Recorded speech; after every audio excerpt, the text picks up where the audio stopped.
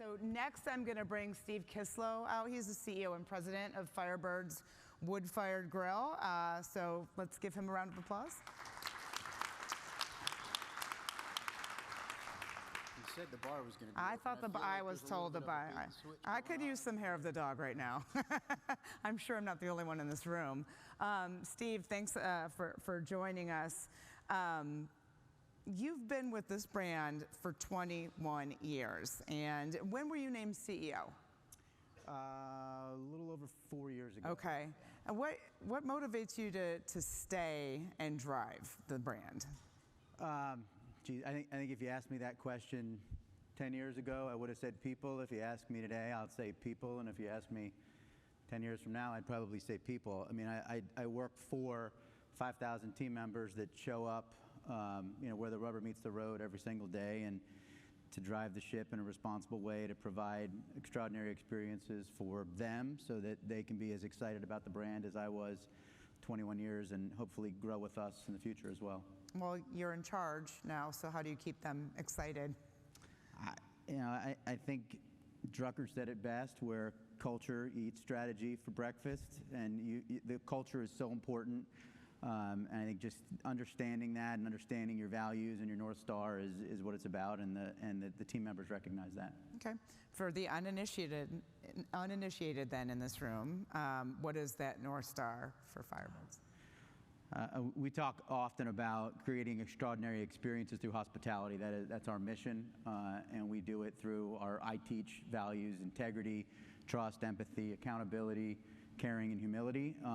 And it truly is what the language that we speak, not only in our host office, but out in the field every day. Okay. You and I had a previous conversation earlier this year in January at ICR. You described the brand as, quote, a rocket ship, and the numbers pretty much corroborate that, if you will. I fact-checked you. Right. We had 19% sales year-over-year growth. Less than half of that came from pricing. I want to know from you, what is driving that? Yeah, I think you hear a lot of brands out there talk about getting back to the basics. We like to say, stick to the basics and you'll never have to go back. So we really try to keep it simple. And again, what we all do every day as operators is, it is simple. It's not easy, and there are two different words. It's kind of like spinning plates. It's like a clown in the circus. When you get all the way down to one side and you're spinning that plate, the one on the other side is wobbling. You got to run back and keep spinning it. So I think by sticking to what we do, by focusing on creating extraordinary experiences through hospitality, all with your team members as well as our guests, it's part of what drives it. I mean, we've created new revenue categories over time as well, but always sticking to who we are at our roots. Tell me about those. Our Fire Bar, which is our craft cocktail bar, has continued to expand. You didn't bring any? I didn't. I thought it was going to be here. Our off-premise business has really grown as well over the course of the last 5 years. It used to be 3.5% to 4% of our business. It's now 16% of our business. We have a catering program that is really just in its infancy right now. That's continuing to grow. And I think one of the points of differentiation for us in the polished casual space that I don't see often out there is our affinity for families, and families' affinities for us. I think a lot of times you go to fine dining or polished casual even, and it's like there's somebody at the front door, like you're in Disney World, with a stick that says, if you're not taller than this, you really shouldn't be inside. And we have an award-winning kids menu. We focus on all those values I spoke to a moment ago, where we teach values to the kids through that kids menu. We have an incredible partnership with Alex's Lemonade Stand Foundation as well, where we really engage with as part of our culture, not only with our team members, but also with our guests that are coming in. And we've raised $4 million since 2012 in the start of our partnership. It's something that we're really proud of, and it definitely resonates within our staff. Yeah, outstanding. You said polished casual, so I'm going to push the gas on that a little bit, because when we spoke in January, you mentioned that was one of the things that was insulating you at that time, what was becoming a pretty interesting weird environment that has significantly gotten a little bit weirder and more interesting. Is that still the case? Are we still at a rocket ship? Or tell me where we are now. We are. I mean, you're not going to sustain 19% year-over-year growth every year. That would be pretty cool. We are positive year-to-date same-store sales. The last 2 periods, we've been up kind of middle single digits.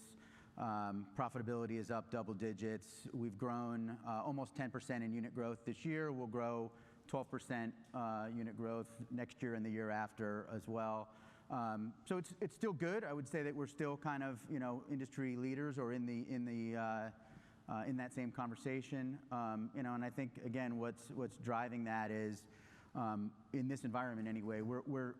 There's not LTOs that are necessarily driving it, but evergreen items and categories in our menu like a 3-course dinner option or our perfect pair at lunch. So we're able to message those things at the right time, in a tough environment. But it's not like it's gimmicky or LTOs that are out there for for short periods of time. Sure.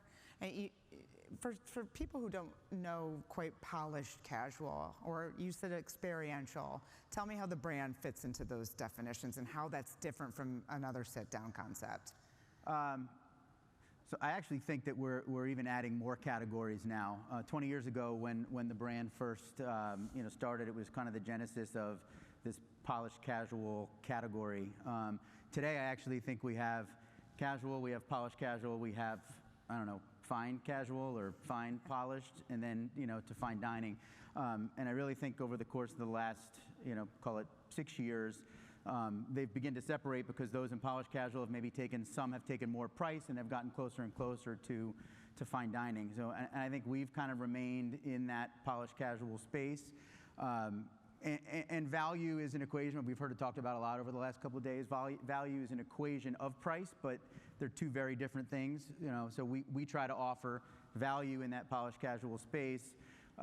Through the food, the type of food that we offer, as well as the experience and the different nuances of fine polished or fine dining that we bring into maybe a little bit more approachable, cozy format. Sure. And when I'm going back to this January, I'm beating the dead horse, I'm sorry. You almost seem surprised about how well that idea translated. You talked about your off-premises business and how well it's done in the past 5 years.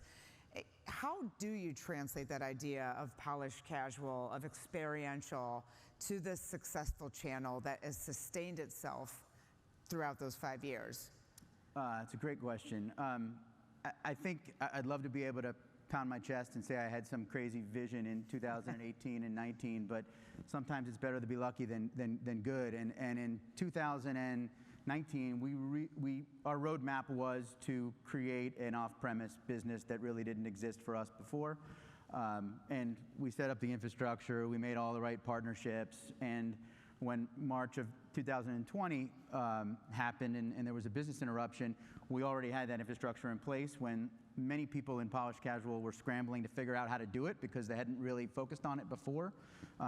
We were set up to do it, and because of that, we were then able to focus on how to continue to massage, make that better, and polish it up more because it's off-premise. So how do you take that polished casual nuances that we bring to inside the 4 walls and take that home with you? And it's there's certain things in the facility we had to do, whether it's marketing or the actual to-go materials themselves, utilizing technology like Flyby, shameless plug, and being able to use GPS so that we know when the guests pull into our parking lot and can hopefully meet them outside with the food so that you're creating a polished casual experience in the to-go space as well. Okay. What are your priorities in the near term? What conversation are we having next January? That I'll talk about a lot. Growth is exciting, for sure. And to do so while investing in people, investing in innovation, both menu as well as facility. And we're spending a lot of time right now on data. I think if I had to do something differently at all over the last 10 years, it would have been probably to start that process a little earlier. We have lots of data. We have endless terabytes of data that I don't even know what a terabyte is, but I'm told we have a lot of it. And it's aggregating that data and putting it into a format to where it's not just data, it's information. I like where we're at with it today, but we're probably, a year away from, feeling really good about using the information to make better business decisions for ourselves. I was going to ask, what are you using that data for? Because it could be applicable for any piece of your business. From, people to menu to, everything and everything.